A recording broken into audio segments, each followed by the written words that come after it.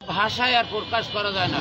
আমরা শুধু একটা অস্তিত্ব লড়াইয়ের জন্য আমরা 2টা গ্রেড 3টে গ্রেড পরিবর্তনের জন্য এটা আমরা আসছি। যেহেতু এটা বড় কিছু না, এটা বড় কিছু না, এটা চিফ অ্যাডভাইজার যিনি তার কাছেও যাওয়া লাগে না। এটা আমাদের নিরসন করতে পারে আমাদের যে শিক্ষা উপদেষ্টা আছেন, সচিব আছেন এবং আমাদের যিনি মহাপরিচালক, ওনারাই একটা চিঠি কাইলে আমাদের ধরাই দিলেই পারেন। কিন্তু আমি বলতে চাই যে এই যে আপনি যে কথাটা বলছেন যে আপনাদের পরবর্তী যেহেতু আমাদের ওখানে একটা জোট, বাংলাদেশে এই রকমের জোট আর হয় নাই, সকল শিক্ষক সংগঠন একত্রিত হয়েছে। এই একত্রিত হওয়ার কারণে ওনারা যে ঘোষণা দেবেন, যেহেতু কেন্দ্র একটা বিষয়, কেন্দ্রের ঘোষণার পরে আমরা আসলে এর সিদ্ধান্ত কি নেবে। তবে আমরা একটা কথা বলতে চাই, এই আন্দোলনে বা এই সংগ্রামের আমাদের অস্তিত্বের লড়াই, এটা যতক্ষণে ফয়সালা না হবে ততক্ষণে আমরা ঘরে ফিরে যাব না এবং আমরা আমাদের প্রজ্ঞাপন নিয়েই আমরা বাড়িতে ফিরবো ইনশাল্লাহ। আপনারা যে প্রেস মিডিয়ার যারা বাইরে আছেন, আপনারা যে সহযোগিতা করছেন, আপনাদের অসংখ্য ধন্যবাদ। আসসালামু আলাইকুম।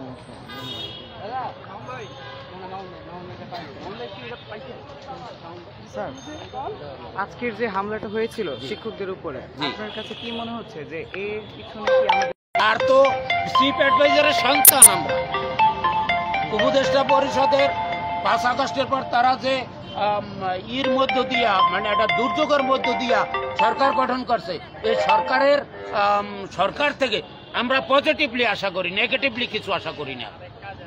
আমরা সকল সময় তাদের সহযোগিতা, 5 আগস্টের পর তো অনেক ঝামেলা হয়েছে, কিন্তু আমরা তো তাদের সহযোগিতা দিয়ে আসছি।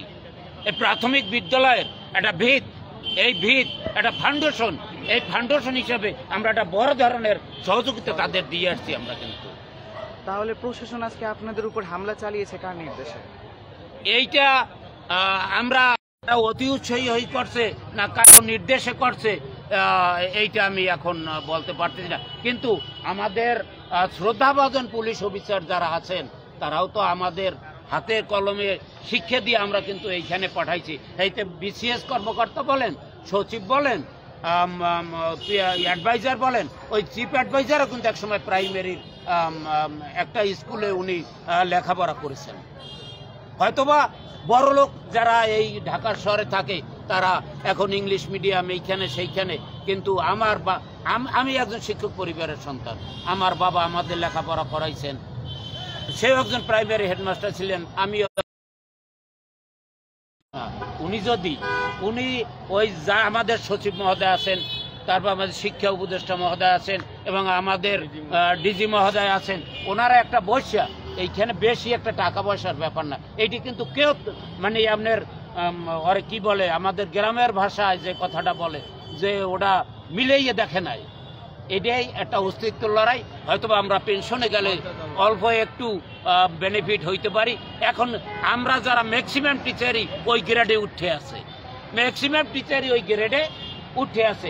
এখানে কিন্তু আপনার যেমন আমার 31 বছর চাকরির বয়স, আমি এই 10 দিলেও আমার কোনো বেনিফিট হইবে না, আমি ওখানে উঠে আছি। এখানে সম্মানের লড়াই। এবং বলছি যে আমরা 3য় শ্রেণীর কর্মচারী, এইটি কি আসলে হতে পারে? আমার ড্রাইভার তারাও কষ্ট পাইতে পারে। আমার ড্রাইভার যদি 12 গ্রেডে বেতন পায় আর আমি যদি 13 গ্রেডে বেতন পাই, আপনার শুনলে আর একটু, যেহেতু আপনারা কেউ না কেউ আপনার ভাই আছে প্রাইভেটে কানেক্টেড, ঢাকা বিশ্ববিদ্যালয় থেকে, ঢাকা ইউনিভার্সিটি থেকে, রাজশাহী ইউনিভার্সিটি, আমার উপজেলায় অন্তত 50 জন আছে ইউনিভার্সিটি, এই পাবলিক ইউনিভার্সিটি মিলাইয়া 50টা ছেলে মেয়ে, বেতন কত তা জানেন আপনারা? শুনলে হতবাক হয়ে যাবেন। 17,500। তুমি বিয়ে করো না কেন? একদিন আমার সাথে কেঁদে দিয়েছে, বলছে স্যার আমি বিয়ে করাই খাবো কি স্যার, আপনি টাকা দেন, আপনি আমাকে টাকা দিবেন। এর মধ্যে আমরা আছি, এইটা আমাদের যে সম্মানিত পুলিশ কর্মকর্তা কার নির্দেশে কিভাবে যেটা করছে, এইটার আমি তো তীব্র নিন্দা এবং ক্ষোভ জানাই। কারণ আমাদের মায়েরা বোনেরা অনেকেই ছিলেন, তারা কিন্তু এক মহিলা বলতেছে লা ইলাহা ইল্লাল্লাহু মুহাম্মাদুর রাসূলুল্লাহ, মানে আহত তো হয়েছি। এবং তার মধ্যে যে সে মনে হয় 15 দিনে ঘুমাইতে পারবে না, তার মধ্যে যে এইটা কাজ করে আতঙ্ক হয়েছে। আছে। আপনাদের পরবর্তী কর্মসূচি কি হতে পারে? কর্মসূচি আপনারা আমাদের সহযোগিতা করছেন, ধন্যবাদ। পরবর্তী যে কর্মসূচি আসবে সেই কর্মসূচি আমাদের কেন্দ্রীয় কমিটি যে নির্দেশনা দেবে, এও হইতে পারে স্কুলগুলো তালায়ও লাগাই দিতে পারে। যদি আমাদের সাথে তারা আগামী দিন নেগোসিয়েশন না আসে তাহলে এই পরিস্থিতিও হতে পারে। এবং সামনে তারা ঢাকা মেডিকেলে। এবং আপনাদের আরেকটু বলতে চাই, আমাদের সামনে হইলে আপনারা হয়তো বা জানেন অনেক বছর বৃত্তি পরীক্ষা হয় না, করোনার পর থেকে আর হচ্ছে না।